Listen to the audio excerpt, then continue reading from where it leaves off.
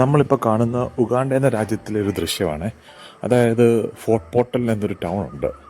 അതിനോട് അടുത്തായിട്ട് ഏകദേശം ഒരു 10-30 കിലോമീറ്റർ കാണുമായിരിക്കും ഫോർട്ട് പോർട്ടലിൽ.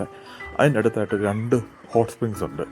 അതിനകത്ത് ഒരു ഹോട്ട് സ്പ്രിങ്സ് എന്ന് പറഞ്ഞാൽ മെയില്, വേറൊരു ഹോട്ട് സ്പ്രിങ്സ് എന്ന് പറഞ്ഞാൽ ഫീമെയില്.